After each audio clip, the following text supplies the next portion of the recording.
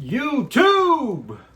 Welcome back to Correctional Officer Stories with Steve. As always, I'm your host. Thanks for tuning in, all my goon squad out there, and everybody else that subscribes to me. Hope you had a wonderful Christmas. Merry Christmas to everybody. As you can probably see, I've got some new stuff going on. I've got a mic here. I'm trying to figure it out. Got this computer thing going, so I'm trying to get a better setup, better equipment. I've got this ring light. I'm trying to get the lighting better. So the last thing I'm going to be getting is a better camera, and that will come soon. Still using my phone, which works. It works just fine. I'm going to turn this light off to see if it makes a difference, because it's damn bright. Anyway, seeing stuff like that, notifications, I got to remember to say do not disturb. Anyway, checking in, kind of just tested my new stuff here. It's been a while since I've been consistently coming on YouTube. My plan was to do a Christmas Day special, and it ended up getting to that. But I've got a lot of great comments, a lot of positive feedback on some of the things maybe going forward on what I'm going to do. I'll probably go away from just 100% corrections content and go into something different. I don't know yet what it's going to be.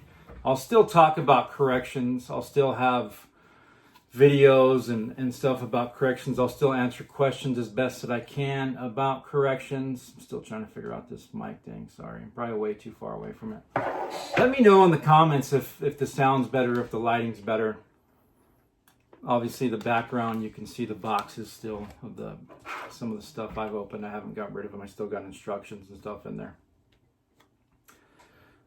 Over to my left here is my office setup. You can't really see it, and I don't want to move my stand, my tripod, because I feel like I'll break it or it'll fall off. So I don't know if you guys have seen it before, but it's not a big deal. It's just a couple screens, a laptop, and then another desk. Anyway, I appreciate everybody tuning in. I'm going to try to get more content out there soon. The sooner the better, right? I really enjoy YouTube. I just haven't been doing it. I had a lot of things going on this past year, as we all have, right? We've had a lot going on. Can we please get into 2021 and get rid of all the craziness that has been going on? Man, has it been a brutal, brutal, brutal year. And I know that a lot of you can agree with me. Health issues, economy, obviously COVID-19. I feel like I'm looking up to the camera, so I'm gonna have to fix it. But like I said, we're just kind of testing out some new stuff. Picked up another computer. It's like an all-in-one, not an expensive thing. As soon as I figure out really which direction I'm gonna take my YouTube in, I'll start to add more and more and more. But I really want like a Canon EOS video camera instead of using my phone all the time. Even though the phone does great quality, I'm about to get a new iPhone 12 Pro Max. Right now we currently have the iPhone 11. So I don't know. Let me know. Drop some feedback. Let me know what I can improve on. Obviously the background. Usually I'm sitting this way, so you can see the background. But I might move to a different room and make that my recording studio. But for now, this is it. But anyway, goons, I appreciate all of you. I've got a lot of loyal subscribers. One of my day oneers hit me up the other day and said that Lockdown 23-1 had mentioned me on one of his videos. So I went back and looked, and actually he sure enough did. So I reached out to him. He was one of the first guys that I wanted to go on his channel and talk about corrections and some of the stuff that I went through, some of the things that I've seen, and stuff like that. So, excuse me. I think probably after the new year, I don't know. I haven't heard back from him. I know he's busy. I know he does a lot of interviews. And I was originally going to go on there last year sometime I think it was last year, and I just never did. I ended up going on Savage Studios' channel, and you know, he gave me a pretty good platform, and I just appreciate that. So anyway, thanks again for all the positive feedback. It's pretty cool to see and read a lot of your guys' comments, be able to answer questions, and you know, I like talking about corrections, but I'm not in it. I don't work in corrections anymore, and I haven't for, I don't know, a couple 2-3 years now. Excuse me. Yeah, tobacco's bad. If you chew, try to quit. I just started up again back in like September, October, and I just, you know, when I do something, I go full bore with it. But I gotta stop. I'm going through like a can a day. That's a lot. I'm not even on the yard anymore. But I had stopped back in like, I don't know, 2015, and then I just, you know, when you use tobacco products, to me, you always have that itch to use again. I don't know. I always have that you know, that temptation.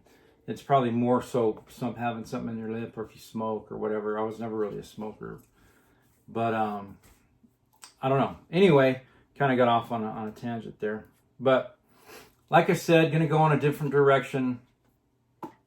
I hope you got a chance to go check out my boy JohnnyO. I know that he's kind of renamed his channel.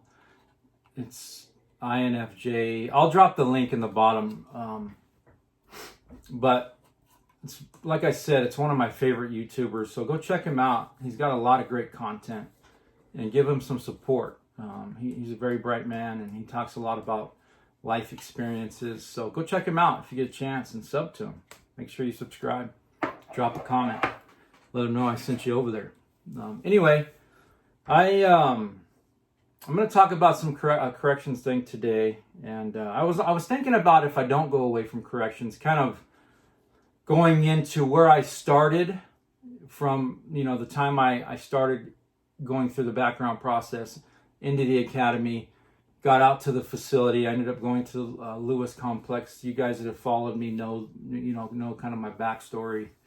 And I was thinking about doing like a series on things, you know, like from day one, the academy, when I went to the facility, things that I saw, and then when I went to Perryville, you know, I was a sergeant for quite a long time. I did a lot of, I worked all 3 shifts, days, swings, graves. I was an ops supervisor or sergeant for, I don't know, a couple of years, which was a sweet gig at Perryville. Had a really good lieutenant, had a good captain, good deputy warden. So I was thinking about doing that. I just don't know. I don't know if that's what I want to do. I know you guys want to hear the you know, crazy stories and the things that go on in there, but I still have I'm still in public service, and I don't know if that would be a conflict of interest or not. So we'll see. We'll see how it goes. Hopefully, whatever I do, you guys continue to like, share, and subscribe to my content. And also, there's a guy here in AZ. He's a YouTuber, Lizard Hunter. He goes around and he shows what's going on in the streets of Arizona with the homeless. It's crazy. It's crazy what fentanyl has done to this country, and people don't even realize it because the government's blasting COVID everywhere. And COVID's a real thing because I deal with it day in and day out working. You know, I work with it. So for you guys, the naysayers that think it's not real, it's real. Believe me, it is a real thing. I can attest to that 100%. But anyway, getting into back to that fentanyl. Fentanyl has taken over the streets, the world. It is insane. I mean, it's coming in by the truckloads, and these homeless, or it's not just homeless, it's anybody that has an addiction problem, is using fentanyl, and they're the blue 30s, or they call them the perk 30s. I think there's 15 milligrams too. but it's fentanyl, and you never know what you're gonna get. You don't know how much fentanyl has been put in this shit, and it'll kill you right now. It'll kill you. You will overdose immediately. Opiates in general is brutal, but fentanyl is what they utilize when you go under general anesthesia. It's one of the medications they use to put you to sleep. So just think about that. If you're using right now, it's not going to just put you to sleep. It'll put you to death, and you'll meet your maker. So it's just unbelievable. So if you get a chance, go check out Lizard Hunter. He shows, he goes to different parts of Arizona. I think he's originally from Cali. He's been back to Cali and showed some things that go down there. But if you here in Arizona and anywhere around the country, it's a crazy epidemic. It's 10 times bigger than COVID. I mean, probably even more than that. I mean, it's huge. The opiate epidemic is huge. And I think you guys know it really started with OxyContin back in the late 90s. My father went through that, and he had an open heart surgery, and he ended up getting addicted to pain pills, and it was brutal. It was a brutal thing. He had to go through a lot. He's no longer with us.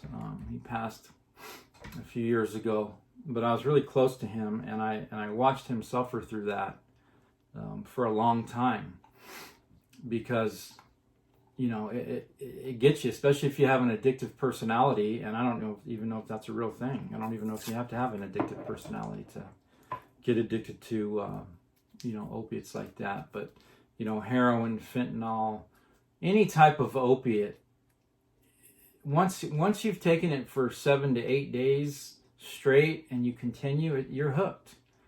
And a lot of these guys stay on it, guys, gals, anybody that stays on it, they stay on it because I would say one of the biggest reasons is because they don't want to be dope sick. So it shuts your whole physical and mental psyche down. I mean, you go through some of the worst withdrawals ever, and fentanyl withdrawals can kill you. Right now, they can kill you, just like alcohol. Alcohol withdrawal will kill you. There is no type of medication for alcohol withdrawal to help you. You just got to try to kick it, and it can kill you right now. So anybody that's hooked on that, you need to seek some help. You can get off of it. There is drugs out there if you can't kick it by yourself to help you, and one of them is Suboxone. So look into it. A lot of addicts don't like to use Suboxone because it blocks the opiate receptor, and it does no good if you take it. You know what I mean? Now, if you take methadone for addiction, you can take methadone and continue to take heroin and continue to be effed up all the time. But Suboxone blocks the opiate receptor, and it doesn't do you no good. However, fentanyl is one of the only opiates that Suboxone overrides because it's so powerful. So I don't know. It's just crazy. I've been, I know a lot about addiction. I've seen it. A lot of my family has been through it, and that might be something that I talk about going forward. My sister is a clinical psychologist, and she's got a podcast, Sister Souls podcast, on iHeartRadio, and it's on Pandora, and you can go check that out. And she talks a lot about different things with her partner podcast, the person that podcasts with her, does the podcast with her. So I know I'm kind of rambling here. I just think that the opiate pandemic is huge. It's huge. I mean, we're losing hundreds of thousands of people a day to that, and the streets in Arizona are packed full of it, and there is so many homeless people. Not only just because of the opiate crisis, but also because of COVID, because it's put people out of work, and it's just crazy. It's just crazy. What has the world come to? It's come to a crazy nightmare. But when I was working in the men facility, I used to see a lot of overdoses, and when fentanyl started to first rear its ugly head, they told us if you get it on your hand, it can kill you. It absorbs into your body. But I know that I was working one particular Saturday, and usually Saturdays and Sundays are pretty dead. Sundays, you know, they don't get out, the inmates don't get to go to rec, so it's kind of just a, you know, they do their laundry, or they do whatever they're going to do on a Sunday, chill, maybe watch football if football season's going on, or whatever they're doing, or, you know, they're always gambling and shit. But it was one Saturday, we were working, and there was no rec. Rec had been canceled for whatever reason. We were probably running short staffed like always. I worked in the max unit, so it was the makeshift max unit down at Rast unit over at Lewis Complex here in Arizona, in Buckeye. And we were testing it out because they built in 2015, I think it opened in the end of 2015 or 16. I was already at Perryville by then. They opened a brand new Rast Max unit, and I don't even know how many inmates it houses. But it's all your max custody inmates, detention overflow, all the ones that can't be in general pop or on a PCR. They're all in there. They've got multiple tickets, or they've got psych issues or whatever. But we were running, you know, I was working that makeshift max unit to test it out, and we would help across the way in AB pod. We were in CD, down in 1 CD. And so you got Charlie Dog. There's 25 cells on each side of the pod, or in each pod, which houses that's 100 inmates. There's 2-man cells. We would sometimes 3-man them. But I was doing a check on AB because we were short staffed. That's why we were locked down. Or we were on lockdown basically, due to short staff. So they weren't coming out for rec. They came out for chow, and then we locked them back down. But anyway, I'll never forget it. I was walking by, and I was checking cells and, you know, bullshitting the inmates. And I looked into this one cell, and this inmate had a needle stuck in his arm, literally just sitting there. He was laid out blue. I mean, the color of my shirt blue. I mean, it was crazy. It was one of my first overdose experiences with an inmate that where he was not breathing. We ended up having to, you know, initiate the incident command system, and, you know, we performed CPR on him, and me and another buddy of mine, and we ended up being able to revive him, saved him. We got him off the yard, got him to the hospital, got him help. I don't even think we had the Narcan then. I think the medical staff carried it, and they might have hit him with it when they came on the yard. I don't recall, but it was a crazy experience to see that firsthand, right? And he had got some fentanyl, and, you know, he shot it up, and I think he thought it was heroin, but it wasn't, and instantly he overdosed from it. And this particular inmate used to be one of my porters in the max unit. He would come over and clean. And he was in the hospital for a good bit. You know, we performed CPR on him for a good while. I mean, he was dead. He had no pulse. He was completely dead. Who knows how long he had been in there? I don't know. I don't know when the last walk was. But, you know, after a couple minutes, your brain starts to die. But I'm completely rambling here. Sorry. But when he came back to the yard, I remember talking to him, and he doesn't remember anything. He doesn't remember shooting up. He doesn't remember anything. Basically, he said he basically remembers passing out, and that was it. I don't even know if he remembered that. But he was on our yard because he had came from another yard that was infested with dope, and he asked to be moved. He submitted a kite, and he asked the counselor to be moved. This one of the correctional officers' 3s. So it's like a bed request move. I can't even remember what they're called now. And they ended up moving him off Buckley to Rast unit. And he was on the unit for a long time. He came over there just sucked up thin, using every drug known to man that was over there, meth, heroin, you know, whatever. And then he got that bad batch of fentanyl. That's what we think it was, or maybe he just took too much, and it killed him. I mean, we saved his life, but luckily we were able to bring him back to life. But talking to him when he came back was like, it was no big deal to him that he died. I don't even know if he processed it or if he even cared, because I'll never forget. I asked him, are you ever gonna continue to use? I mean, we can't stop the dope that comes in. We try. We got canines and whatever, but you're never gonna stop it completely. Not ever. It's big business in prison.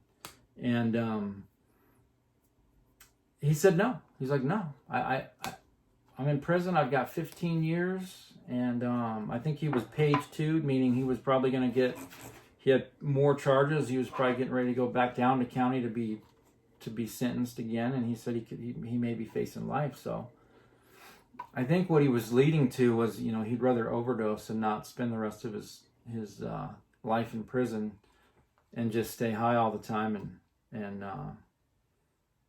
take his life. So I don't know if that's what he tried to do. I don't think it was a suicide attempt, but it's just crazy to actually witness that. So you guys that are going into corrections, remember that you're going to run into that. Overdose is probably a lot huge now because fentanyl's so big and it comes in like crazy. And you're going to have to render aid, and you got to render aid within 3 minutes of the time you find that inmate to the time you start to render aid. And you're either going to freeze, you're either going to be the type of person that, one, freezes and doesn't know what to do, or is scared, or you're going to immediately act. And I've always been the type of person that immediately acts. It hadn't been the first time I'd done CPR on an inmate. It was the first overdose, but it wasn't the first time. And I had done CPR prior to that when I wasn't working in the prison. And it was only one time prior to that. But it's crazy because you're looking at this person. His eyes were open. They were glassed over. He was completely blue. And it's a traumatic experience. So, inmates have PTSD, and so do correctional officers. And it causes a lot of problems in your personal life, because it's hard to just drop that out the door and not bring it home and talk to your wife, your spouse, or your significant other about it. So my whole point to it is, it's really bad to what's going on right now with fentanyl and the opioid epidemic, and it's crazy. And I just hope 2021 brings some positivity. If you look at what's going on in the world right now, we've got millions and millions of Americans that are about to be homeless. Congress passed some nonsense COVID relief bill, got through the House, got through the Senate. Obviously, Trump has threatened to veto it. I don't think he's vetoed it yet. I think a lot of people think he has, but he hasn't. He wants $2,000 stimulus checks. Come on, people, that's not going to happen. Nancy Pelosi is now saying, yeah, let's do it. She's Democratic. She's a Democrat. Makes her look good because she knows the Republicans aren't going to stand up to Trump and make it happen. Because I don't think Trump really wants the $2,000 stimulus checks. I think what he wants is just to stall it and make it seem like when he went out of office, he tried to get $2,000 stimulus checks to the people. I think what will happen is they'll either, if he does veto the bill completely, they'll be able to override it because it was way over the 2/3 vote, and they can vote to override that, or it goes to the floor again on Monday. Of course, it'll pass through the House, but it won't get through the Senate with the Republicans. It's not going to get through that. So they'll either override that and keep the bill that they have and send out $600 checks to Americans, or they'll have to redo it. Because as of January 3rd or 4th, all the new people start to come in the House. All the new congressmen come in the House and the Senate, and they'll have to redo it. And then Biden will have to send out stimulus. Unless for some crazy reason Trump gets in there, but I don't see it happening. I really don't. I just really don't. But anyway, I appreciate y'all tuning in. I know I rambled a lot. I was all over the place. But if you get a chance, go check out Lizard Hunter. He shows a lot of what's going on. He does interviews. And it's just crazy. Also, go check out JohnnyO. I think it's INFJ JohnnyO. I'll drop the link in my description. But yo, drop some comments. Like I said, this video was all over the place. I apologize. I'm just trying to test some stuff out here. Hopefully this mic worked. Let me know how the sound was. I probably don't even have it hooked up right. But I know I tested it. So hopefully it's working. But I definitely appreciate you guys. Thanks for tuning in. Continue to like, share, and subscribe my content. I definitely appreciate it. Continue to send the positive feedback. Of course, we're always going to get the negative ones, but it is what it is. And going forward, I'm going to try to do a lot more videos, and it'll just depend on what content I do. I don't know. I might stay with corrections. I don't know.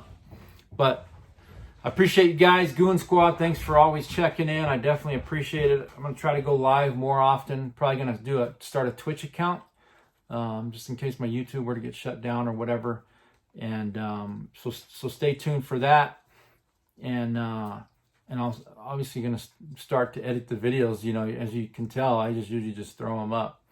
But I'm going to start editing. I've got some editing software now. I'm going to take this serious. So y'all stay up. Merry Christmas again. And here's to a Happy New Year, right? So, try to stick to that New Year's resolution that you make, if at all possible, or whatever you do in the new year. Just try to have a positive outlook on life, and remember that your actions reflect the type of life you're going to live, right? The way you are and the way you act ultimately dictates the outcome of whether you're going to be happy or sad in life. You know what I mean? Bust your ass to get what you want in life, because nothing's free. All right, y'all. Peace out.